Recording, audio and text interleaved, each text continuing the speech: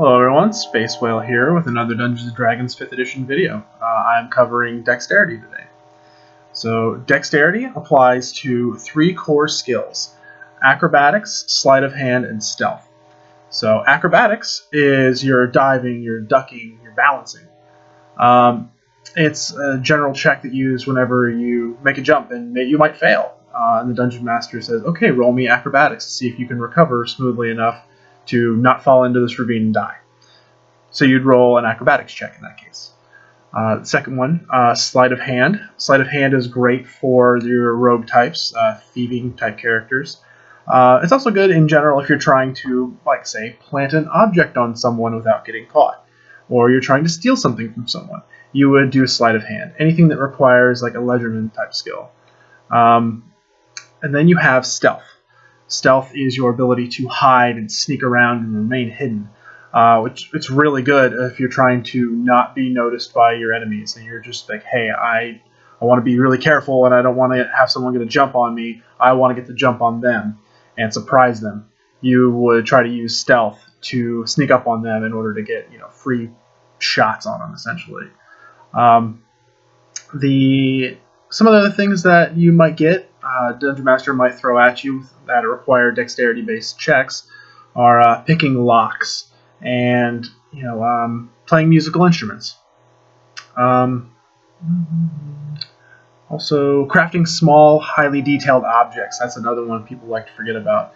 If you're a crafter, you like to build things, you're going to rely on dexterity if you want to make them look really, really nice. A lot of dwarves forget about this. They rely on strength so heavily until they go to craft things, and then they fail at them. And then you're like, oh, why did you fail? And they're like, oh, I failed because I have an 8 dexterity score, and I take negatives for that. And you're like, oh, sucks for you. Well, I have a 16 dexterity. Give it over here. I'll make it pretty. Yeah, that's what happens. Moving on. Another thing that dexterity really goes into, and this is rolling into combat now, are your attack and damage rolls with ranged weapons, such as darts and longbows. You will always use your dexterity stat for longbows, crossbows, and things of the sort. The only instances where you would use a different stat on a ranged weapon are things like throwing axes and javelins, things that you could justify and use strength for.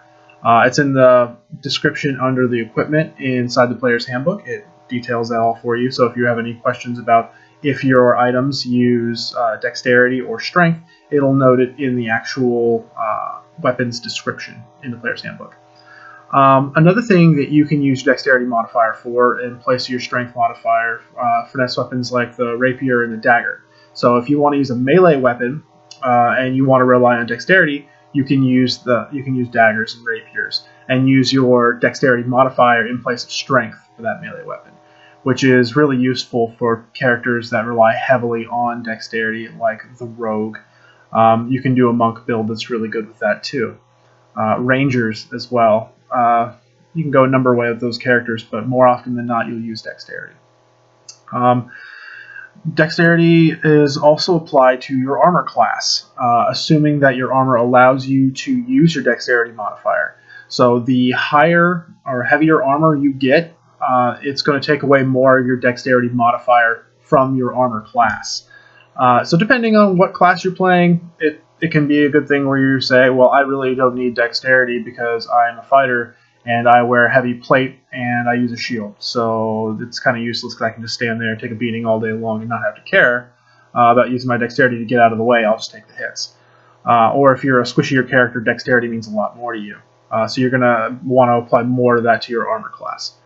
The last thing for dexterity is initiative.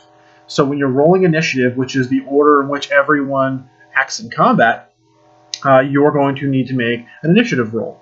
And that roll is a flat 20-sided die. Roll that, and then you're going to add your dexterity modifier to that roll. And that's your initiative. So that's about it. That's the basics of dexterity and what it applies to. I am going to be moving on to Constitution next, which should be a very quick video. If you like it, hit like. If you want to subscribe, cool. If not, hey, just keep watching. I'm okay with all of this. Anyway, y'all have a nice day, and Space Whale out.